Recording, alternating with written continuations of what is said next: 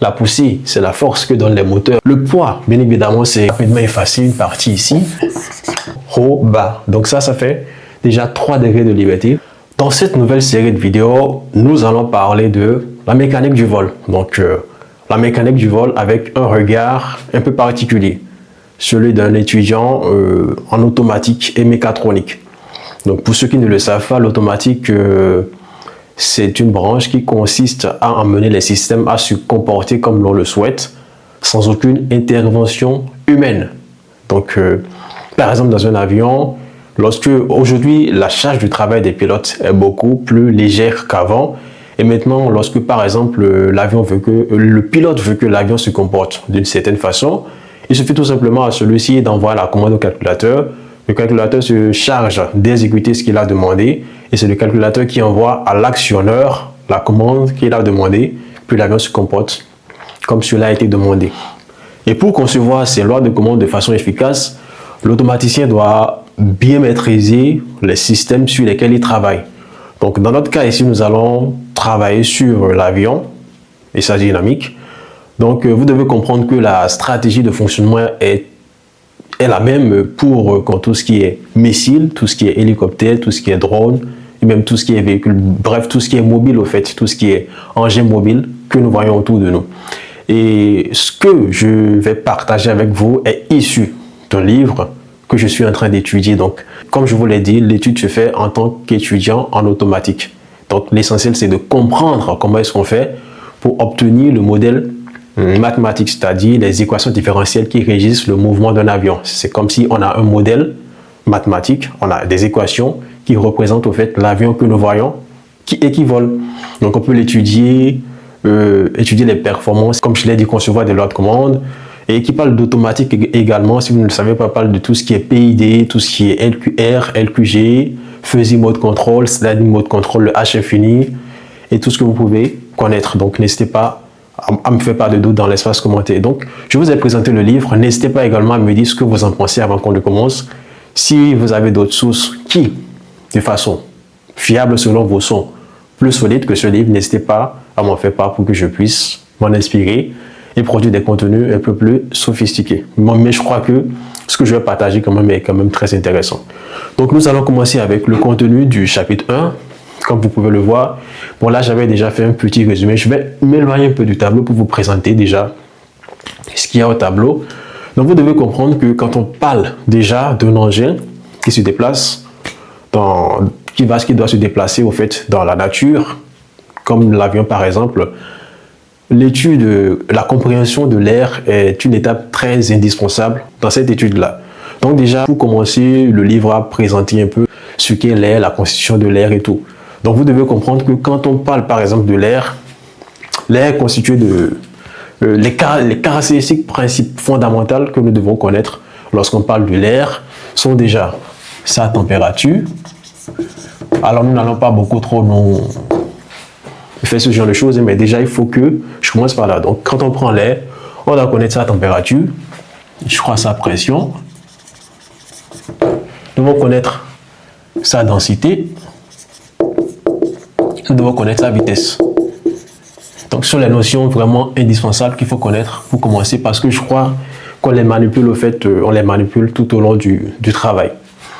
Donc, lorsqu'on parle déjà de, comment dit-on, de tout ça, il y a une formule sur laquelle nous devons directement déboucher. C'est une formule capitale avec laquelle nous allons travailler, avec laquelle nous allons trouver au fait les équations qui vont suivre. Donc déjà, nous allons parler de la pression en général. Donc nous allons parler de la pression. Quand on parle de la pression, en fait, il faut que pendant que l'avion vole, on sache exactement la pression que l'air exerce sur l'avion. Parce que c'est la pression, en fait, qui définit. Déjà, la définition de la pression, c'est la pression de l'air, c'est la force que l'air exerce sur l'avion par unité de surface.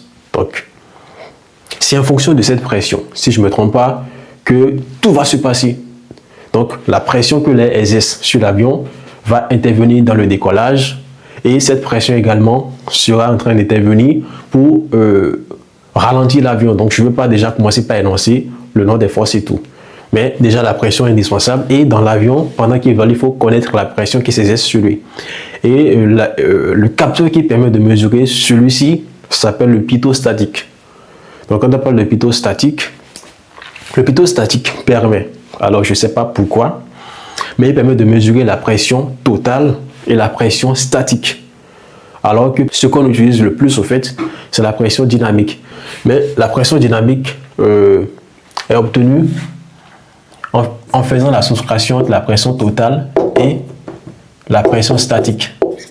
Donc ça donne la pression dynamique. Donc on comprend directement que la pression dynamique, c'est la somme de la pression totale, c'est la somme de la pression statique et la pression dynamique. Donc le capteur envoie la pression totale et envoie la pression statique.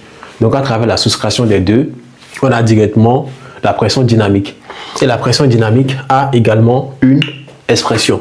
Donc je vais effacer des choses parce que je ne sais pas si le marqueur noir est bon. La pression dynamique a également une expression. Donc l'expression de la pression dynamique qui est souvent nommée Q bar, si je ne me trompe pas, c'est 1,5 de rho V carré. Donc ça, c'est la densité de l'air, le rho. Et le V, je crois que c'est la vitesse de l'avion, qui est directement reliée à la vitesse de l'air. Parce que la vitesse de l'avion, c'est techniquement l'inverse de la vitesse de l'air, parce que l'avion se déplace dans l'atmosphère. Donc, sa vitesse, au fait, est directement reliée à l'air qui est autour de lui. Donc, bref, on le garde comme ça. Donc, la formule de la pression statique, c'est 1,5 de rho V carré. C'est une formule qui est indispensable et qui nous accompagne tout au long du processus. Donc, après ça, je crois que je vais parler du... Ouais, j'ai parlé du pitot statique. Donc, j'ai parlé de la pression dynamique. Donc, maintenant, je vais parler de l'angle d'attaque avant de continuer. Donc, l'angle d'attaque également, bon, je crois, quelqu'un qui s'intéresse aux avions, c'est un truc quand même qu'il est censé connaître un peu. Donc, l'angle d'attaque, c'est l'angle qu'il y a entre la corde, je crois, aérodynamique, c'est-à-dire, quand on prend notre L, autant pour moi, il y a des choses que je ne veux pas effacer, histoire d'aller très vite. Donc, c'est pour ça que tout est là. Également, il y a une partie du tableau qui n'est pas visible parce que mon objectif zoome trop sur le tableau, ce qui fait qu'il y a une partie qu'on ne peut pas exploiter. Donc, le marqueur noir n'est pas trop bon pour moi. Nous allons parler de l'angle d'attaque. L'angle d'attaque, c'est l'angle entre la corde, c'est-à-dire quand on prend l'aile comme ça et la direction des molécules d'air qui viennent s'accrocher, comment dit-on, à l'aile. Donc, si les molécules d'air sont comme ça, ça veut dire qu'à cet instant, notre onde d'attaque, c'est ça. Donc, bon, n'hésitez pas à me dire ce que vous pensez de mes définitions dans l'espace commentaire. Donc, c'est un peu ça, l'angle d'attaque. C'est l'angle formé entre la corde et les molécules d'air qui viennent, et la direction des molécules d'air qui viennent s'accrocher à notre aile. Donc après ça, nous allons parler des différentes vitesses qu'on retrouve dans un avion. Donc ici, je vais parler de l'IAS, du CAS, du TAS et du Mach. Donc, ce sont les vitesses dont le livre a parlé. Si vous en connaissez d'autres, n'hésitez pas à... Je ne sais pas s'il y en a d'autres, mais c'est ceux sur lesquels le livre s'est limité. C'est quoi l'IAS? C'est quoi le CAS? C'est quoi le TAS? C'est quoi le Mach? Donc l'IAS, c'est la première vitesse qui est calculée à partir de la pression que le pitot statique reçoit. Donc quand le pitot statique reçoit les pressions et soit la pression dynamique, en fait, vous devez comprendre que cette formule, la formule de la pression que j'ai donnée, dépend de la compressibilité, je crois, la compressibilité. Donc, et la compressibilité dépend de la vitesse de l'avion. Donc, bon, à une certaine vitesse, cette formule ne tient pas trop. Donc, vous devez comprendre quand même que quand le pitot statique reçoit la pression, à l'aide d'un système appelé anémomètre, on arrive à sortir une vitesse appelée IAS. Donc, cette vitesse est ensuite travaillée à travers des travaux qui ont été faits au préalable depuis avant le décollage, c'est-à-dire de travailler déjà dans le système. Et à partir de l'IAS, on trouve le CAS. Donc, je ne sais pas, je vais peut-être vous mettre des formules qui accompagnent tout ce que je raconte, mais l'essentiel, c'est de comprendre la trajectoire. Donc, lorsqu'on passe de l'IAS au CAS, on prend en compte maintenant la densité de l'air, parce que la densité de l'air varie durant le vol. Donc, à partir de la densité de l'air, donc qu'on a au moment du vol, on arrive maintenant à retrouver le TAS qui est le V, la vitesse réelle de l'avion finalement. Et c'est quoi le Mach? Le Mach, au fait, c'est une vitesse qui donne un rapport entre la vitesse réelle de l'avion et la vitesse du son. Donc, si par exemple, on a Mach 0,5, ça veut dire que l'avion roule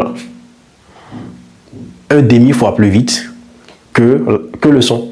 Si on a Mach 1, ça veut dire que l'avion évolue à la vitesse du son. Si on a Mach 2, l'avion évolue 2 fois plus vite que le son. Donc j'avais fait un short où j'avais parlé du Mach, où je disais match. Bon, étant donné que j'ai étudié un livre, la prononciation était un peu erronée. Je n'ai pas supprimé, mais je remercie quand même la personne qui m'a fait comprendre que on dit Mach, si évidemment elle suit cette vidéo. Donc, j'ai parlé du Mach. Après ça, maintenant, de quoi est-ce que je comptais parler? Nous allons parler maintenant des forces qui s'exercent sur un avion. Donc, comme je vous l'ai dit, j'espère que je l'ai dit là, c'est un résumé de ce qu'il y a dans le chapitre 1 du livre. Donc, nous allons travailler maintenant des forces qui interviennent dans le vol d'un avion. Donc, ces forces sont capitales et déjà, c'est tel qu'on manipule au fait pour pouvoir faire à l'avion ce qu'on veut qu'il fasse. Nous avons 4 forces fondamentales. Nous avons la poussée, appelée lift, non, autant pour moi, appelée thrust en anglais. J'espère que l'appellation est juste, hein, donc c'est ça ici. Donc il y a d'ailleurs la même direction que la vitesse et le même sens également. Donc nous avons la portance qui est appelée lift en anglais. Nous avons la traînée qui est appelée drag en anglais et nous avons le poids qui est appelé weight en anglais.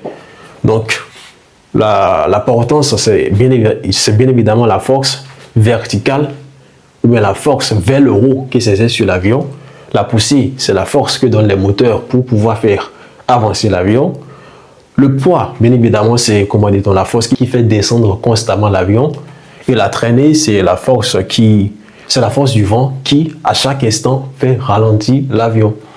Donc, un vol, je dirais un vol stable, c'est un vol au cours duquel les 4 forces s'annulent.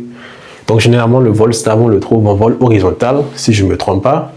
Et bon, le dessin en bas, du coup, on n'a pas accès à celui-ci et je vais rapidement effacer une partie ici. Alors, donc pour moi, j'ai dû effacer des choses. Donc, quand nous sommes en vol horizontal, alors mon marqueur commence vraiment pas à me lâcher. Là, j'espère quand même que vous voyez. Donc, en vol horizontal, nous avons le poids qui est équilibré avec la portance, le weight qui est équilibré avec le lift, et nous avons la poussée, le thrust, qui est équilibré avec le drag. Donc, cet angle que vous voyez ici, c'est l'angle de tangage. Donc, c'est l'angle de tangage, c'est l'angle que l'avion fait par rapport à l'horizontale. Donc, l'angle de tangage. Alors, je ne l'ai pas dit, mais il y a pas mal d'explications que j'ai laissées. L'avion est considéré comme un corps rigide ayant 6 degrés de liberté. Quand on parle de 6 degrés de liberté, on parle du fait qu'il peut aller comme ça, devant, derrière, qu'il peut faire du gauche, comment dit-on, du gauche-droite. Ça, c'est un degré de liberté. Ça, c'est un degré de autant pour moi. Ça, c'est un degré de liberté, un mouvement de translation longitudinale, vous voyez. Ça, c'est un degré de liberté, un mouvement de translation horizontale également, mais c'est-à-dire on a devant, derrière, gauche, droite, et également haut, bas. Donc ça fait déjà 3 degrés de liberté. Et nous avons également 3 degrés de liberté liés à la rotation. Donc il peut tourner comme ça c'est le tangage. Il peut tourner comme ça c'est le roulis, avec bien évidemment les ailes comme ça. J'espère vraiment que vous me suivez. Et il peut tourner comme ça c'est le lacet. Donc, tangage, c'est-à-dire l'avion qui il tange, il fait du roulis, il tourne sur lui-même, il fait du lacet gauche-droite. Donc, c'est ça qui fait que l'avion, bon, on le considère comme un corps avec 6 degrés de liberté.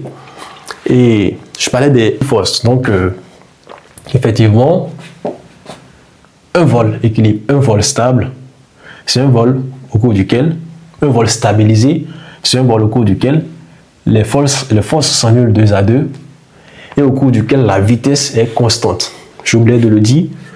Et déjà, pour terminer ce chapitre, je vais vous parler de la puissance et de comment trouver l'expression des forces. Donc, dans le vol horizontal, on considère que là, le θ est nul et que la force de poussée est vraiment horizontale. Donc, c'est-à-dire que le moteur pousse l'avion dans la même direction qu'il avance. Donc, bon, on considère ça comme ça. Donc, et la puissance. La puissance, l'expression de la puissance est donnée par, comment dit-on, la traînée fois la vitesse. Donc, bon, le développement dépend au fait de la pression statique et de la pression dynamique. Et la pression dynamique, son expression n'est pas varie en fonction de la compressibilité. Donc, on ne peut pas considérer tout ça d'abord, mais regardez que la formule de la puissance, c'est T fois V. Et en vol stabilisé, en vol horizontal stabilisé, on a la poussée qui est égale à la traînée. Ce qui fait qu'on peut également écrire D fois V. Donc, nous allons rapidement donner l'expression de la portance et l'expression de la traînée.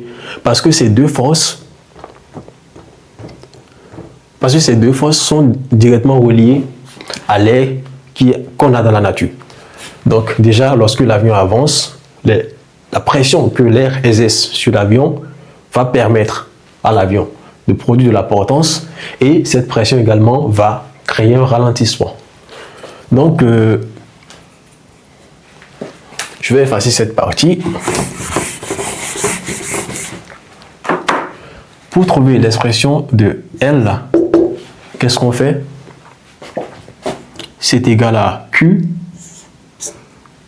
bar, la pression dynamique, fois S fois CL, le coefficient de portance. Donc tout ça, c'est des choses qui sont travaillées dans les chapitres suivants. Mais déjà, ça, c'est déjà un truc à connaître. Et c'est égal au poids, parce que le vol est horizontal stabilisé. Donc c'est un peu ça. Et nous avons le drag qui est égal à Q bar fois S fois CD. C'est également le coefficient de traînée. Et c'est égal à T en vol horizontal stabilisé. Donc c'est un peu ça. Après, la portance est subdivisée en deux parties. Le coefficient de portance, le coefficient de traînée, autant pour moi. Donc on a la traînée induite et la traînée parasite. Donc tout ça, pour moi, c'est des détails que personnellement, sur lesquels je ne me lance pas profondément. Donc c'est bien de savoir tout ça. Et je crois pour l'instant, c'est là où nous allons nous en arrêter, je crois. Donc,